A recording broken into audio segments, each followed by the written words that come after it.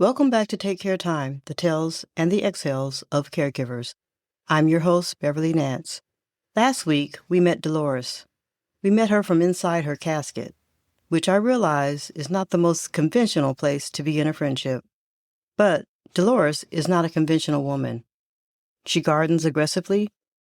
She has 2 daughters who are everything she needed them to be and nothing she expected.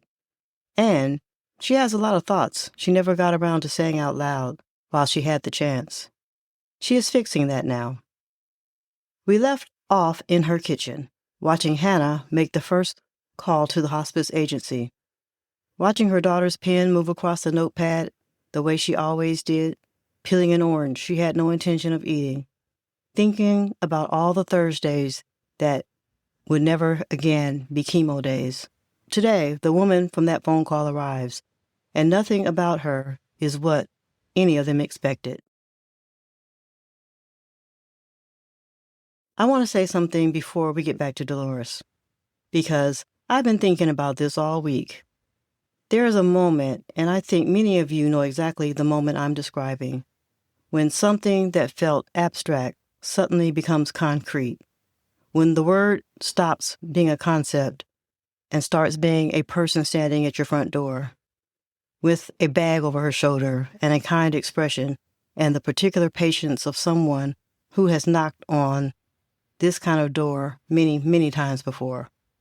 That moment changes everything, not because the situation is different than it was before she knocked, but because she now has a face.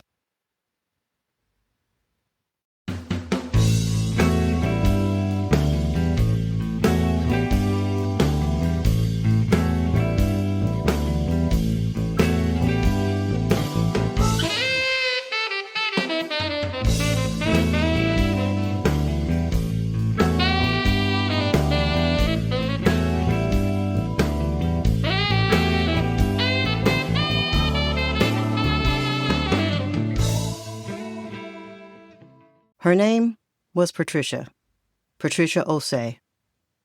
She was 61 years old, though Delores would tell Helen later that she could have been anywhere between 50 and 110, because there are people in this world whose age is less than a number than a quality, a particular depth of presence that only comes with having sat with a great deal of human experience and let it settle rather than harden. Patricia had been a hospice nurse for 23 years. Before that, she had been an oncology nurse for 8. Before that, she did pediatric care for 4. She had, by her own estimation, offered the specific kind of companionship she offered Dolores' family on that Thursday morning to somewhere in the neighborhood of 800 families. Over the course of her career, 800 families who had heard the word, 800 front doors, 800 moments when the abstract became concrete. She carried a bag, a canvas bag, over her left shoulder, a blood pressure cuff, a tablet in a blue case, and, tucked into the front pocket of her bag, a small package of good tissues. Not the scratchy institutional kind that come in boxes designed to be unobtrusive, but the soft kind with the lotion built in, the kind you buy for yourself when you know you're going to need them. Hannah noticed the tissues. She didn't say anything about them, but she noticed, "I want to tell you something about that living room. I have lived in this house for 19 years. I had painted the walls twice. The first time, a color was called warm linen, which looked nothing like warm linen, and the second time, the color was called antique white, which was functionally identical to the first color, but which the paint store assured me was entirely different. The couch had been reupholstered once, after the cat we no longer had destroyed the original fabric with what I can only describe as creative intent. The coffee table had a ring from a coffee cup I set down in 1987 without a coaster, which I had spent 3 subsequent decades pointing out to guests so they would understand it was historical rather than careless. I knew every inch of that room, and sitting in it with a hospice nurse made it feel for the first time in 19 years, like a room I had never been in before. Patricia sat across from me, with the unhurried quality of someone who had never once rushed a conversation that mattered. She had a way of settling into a space, not taking it over, not shrinking in it either, just settling. That made the room feel like it was the right size for what was about to happen. "Before I ask you anything," Patricia said, setting her tablet aside for a moment, "I want you to know that I am not here with a checklist. I am here to meet Delores." She looked at me when she said it. Not at Hannah, not at Helen. She looked at me. I cannot explain, even now from here, what that did to something in my chest, because I had spent the previous 2 years been spoken about in the third person, in an enormous number of medical settings, referred to as the patient, as the case, as the woman in room 4, as the mother. And here was this woman with soft tissues in her front pocket who had come specifically to meet me. I liked her immediately. I did not tell her that, obviously, but I thought it very loudly in her direction. Hannah had a binder. Of course she did. It was a 3-inch, 3-ring binder in the shade of burgundy. That she had chosen, I was certain, because it was professional looking without being aggressively corporate, which was entirely consistent with the way Hannah approached every situation that required both confidence and sensitivity. Inside the binder were tabbed sections. I knew that because she had shown it to me the previous evening, going through each section with the focused energy of someone who has converted anxiety into organization, which had always been Hannah's particular superpower. Tab 1 was medical history, my diagnosis, the timeline of treatment, the names and the contact information for every physician who had ever touched my case in the previous 2 years, their specialties, their direct lines, and this is the part that made me genuinely emotional when I saw it. A 1-page summary she had written herself in plain language, because Hannah had decided that no medical professional should have to piece together my story into fragmented records when a human being who loved me could simply tell them. Tab 2, current medications, every prescription, every dose, every schedule, with a highlighted note indicating which ones had been adjusted in the last 30 days. Tab 3, questions. There were 14 of them.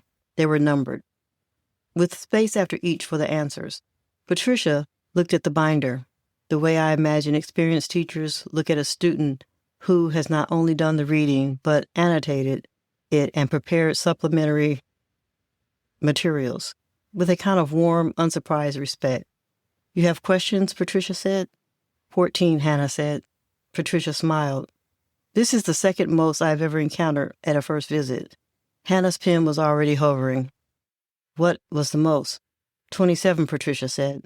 "A retired attorney. He had a spreadsheet." There was a pause. And then, to my enormous and somewhat surprised delight, Hannah laughed. A real laugh. Not her controlled professional laugh, the actual one. I had not heard it in weeks. Patricia worked through the intake with a rhythm that felt less like a medical process and more like a conversation that happened to collect certain kinds of information along the way. She asked me about my pain levels, current, typical, worse, and listened to my answers, the way doctors sometimes forget to, which is to say, she waited until I had actually finished before she spoke. She asked about sleep, about appetite, about what mattered to me most in a given day. That last question caught me off guard. I sat with it for a moment. What mattered to me most in a given day? The garden, I said. In the morning, before it gets too hot. Patricia wrote that down, not as a data point, as something worth knowing. "We will make sure," she said, "that you get into the garden in the morning." Helen, sitting beside me, made a small sound that was not quite a word. Patricia looked at her. "This is what this is for," Patricia said quietly. "Not just a medical piece, the living piece."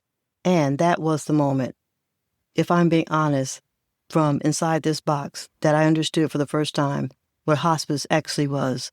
Not what the brochure said, not what Hannah's 14 questions were trying to clarify, not what the word had always meant to me, from the safe distance of other people's lives. The living piece. I want to step back here, the way I sometimes do when I need to understand something that the story alone cannot carry, because Patricia, when she said the living piece, was speaking from a tradition that most of us know nothing about until we need it.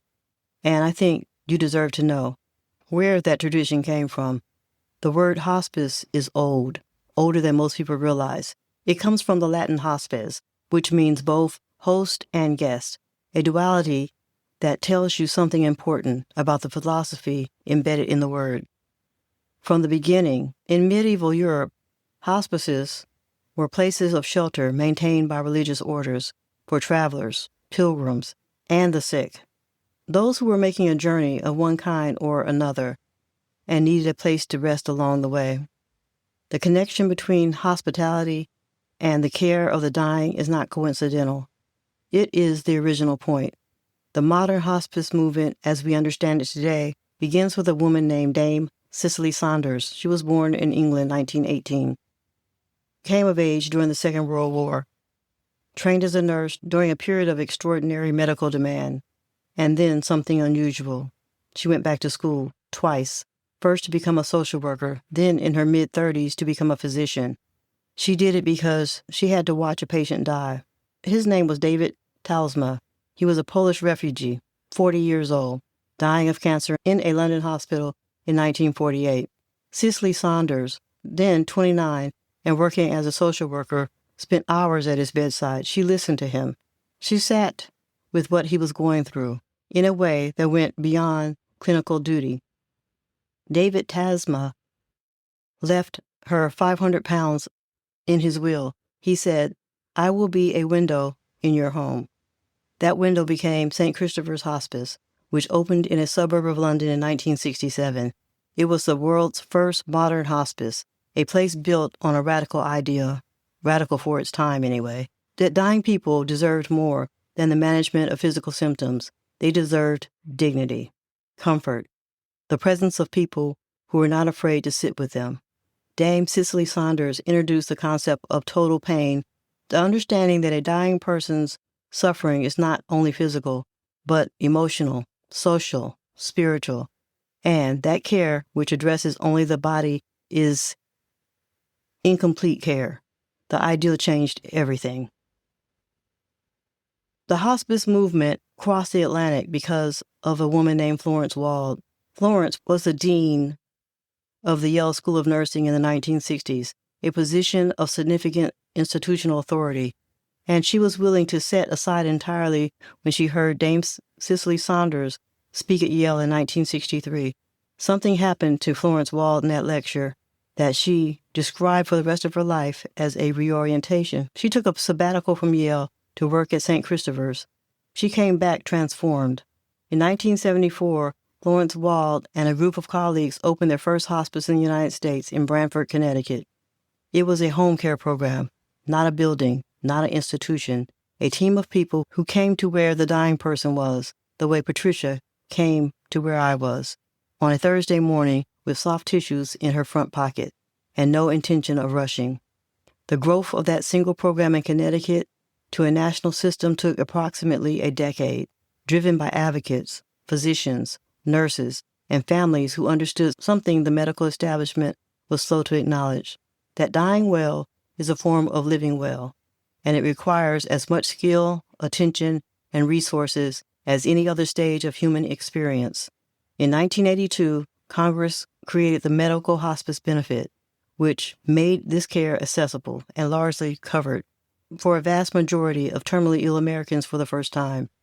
That benefit has been expanded and refined since, but in its core promise has remained constant, that a person who is dying deserves a team of people whose entire professional focus is on making whatever time remains as full and as comfortable and as dignified as possible. Patricia Osei was part of that team. She was, in the most direct and literal sense, the living expression of what David Tasma's 500 pounds had set in motion 70-some years earlier. I would have told her that if I had known it then. I like to think she already knew. Helen made tea. This is worth noting because Helen making tea was not a neutral act in our family. T was Helen's response to emotional situations. And T was Helen's response to emotional situations, the way Hannah's response was to reach for a pen. When Helen did not know what to do with herself, she went to the kitchen, she boiled water, she arranged cups on a tray, with a care that had nothing to do with tea, and everything to do with somewhere to put her hands. She came back with 3 mugs, mine, Patricia's, and Hannah's, and a plate of shortbread cookies she had bought specifically for this visit, which told me she had been thinking about this morning long before it arrived, and had decided that the least she could do was make sure that there were shortbread cookies. Patricia took a cookie. She did not do it politely. She did it genuinely, the way you take a cookie when you actually want one. These are good, she said. Helen looked at her with an expression I recognized, the particular relief of someone who has been trying to do something useful in an impossible situation, and has finally received confirmation that the thing they did was received. I got them from a bakery on Elm, Helen said. I know that bakery, Patricia said. Their lemon ones are remarkable. And just like that, the 3 of us were talking about lemon cookies in the middle of a hospice intake evaluation in my living room, with the coffee table ring from 1987 visible to everyone. And it was the most normal I had felt in weeks.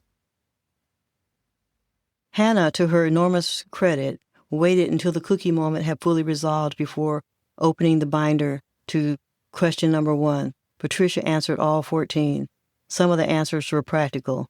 The hospice team would include, in addition to Patricia, as my primary nurse, a home health aide who would come 3 days a week to assist with bathing, dressing, and the kind of daily care the family members sometimes take out of love, but that can quietly overwhelm them if they are also trying to manage everything else. A social worker named Jerome who would call within the week and whose job, Patricia explained, was to support the family, the whole family, not just the patient. A chaplain available on request. Non-denominational, whose purpose was less religious than it was simply human. Someone trained to sit with the questions that medicine cannot answer. A physician who oversaw the medical piece and would be in regular contact with Dr. Okafor, equipment that would be delivered to the house, medications for pain and comfort, managed through hospice, covered under the benefit, a 24-hour on-call line. Hannah wrote everything down. Some of Patricia's answers were harder, like when Hannah asked about what the dying process typically looked like. That was question 11, I noted, which meant she had been building up to it for 10 questions. Patricia answered with a kind of honesty. That is only possible for someone who has found euphemism to be a form of kindness. She explained that every person's process is different, that some people decline gradually and some quickly, that there are signs as time goes on that she would help them recognize and understand so that nothing caught them by complete surprise, that her job was not to predict, but to prepare. Helen, at question 11, excused herself to the kitchen. She came back 3 minutes later with her eyes slightly red and a refilled cookie plate that no one asked for. Nobody said anything about it. Nobody needed to. Patricia left 2 hours after she arrived. She had answered all 14 questions, taken my vitals, reviewed my medication, explained the first week's schedule, and left behind a folder with her direct number and the on-call number and a small printed card that simply said, "You are not alone in this."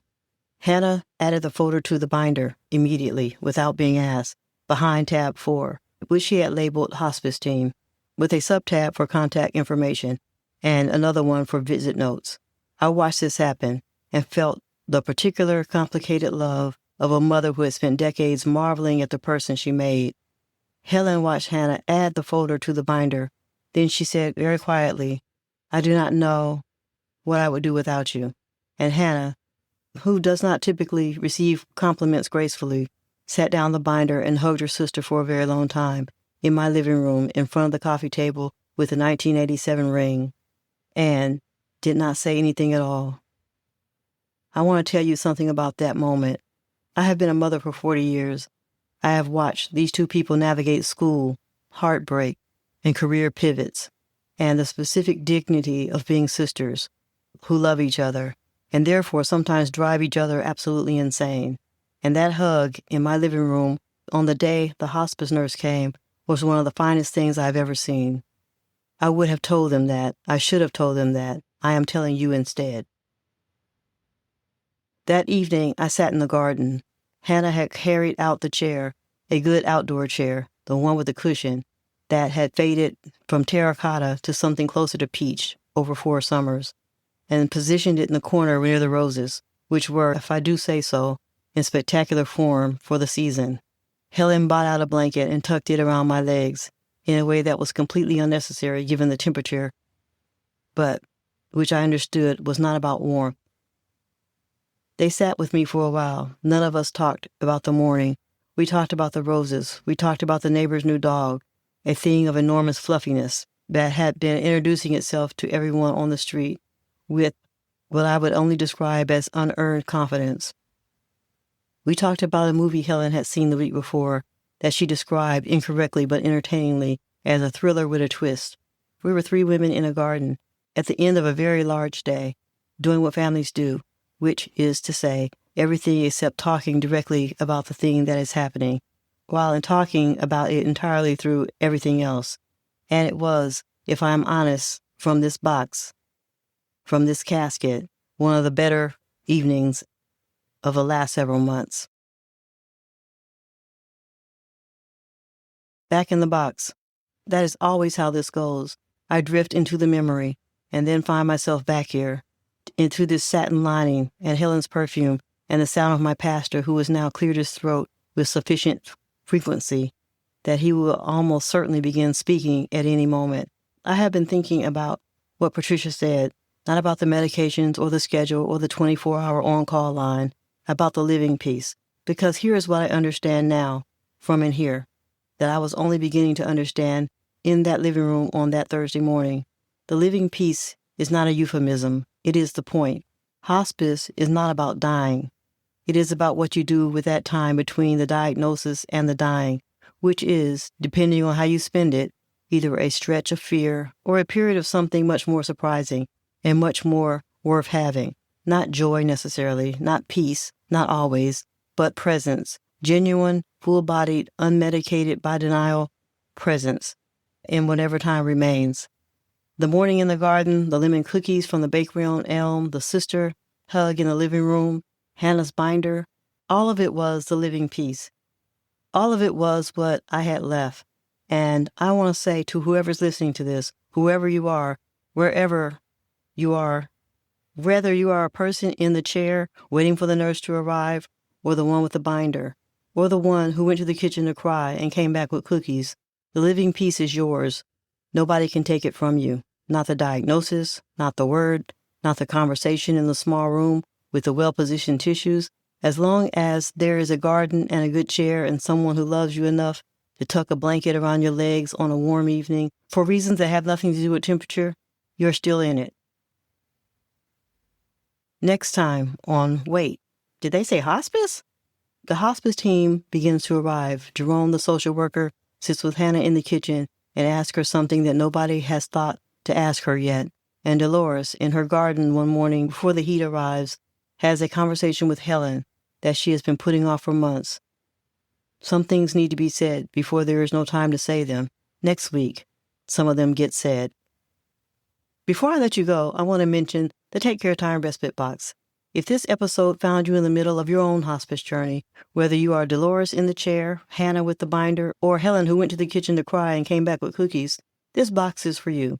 Not for when things get easier, right now, while you're in it. The current respite box is available at takecaretime.com. That's takecaretime.com. You deserve the soft tissues, the good kind, with the lotion built in. Have you had a Patricia, a person who came to your door and changed the temperature of the room simply by settling into it with patience and good tissues and 14 questions worth of answers? Or were you the Hannah, the one who built the binder and asked the questions and held everything together because someone had to? Or the Helen in the kitchen, hands busy, heart full? I want to hear from you. You can reach us and tell your story at podcast@takecaretime.com. That's podcast@takecaretime.com. Your story will be handled with care because none of us should navigate the living piece alone. Please note that this episode features reenactments and dramatized details. While in most cases the exact verbatim dialogue may not be known, all dramatizations are grounded in thorough research and crafted to honor the stories shared. To respect the privacy and confidentiality of individuals involved, names and some identifying details have been changed. Until next week, take care.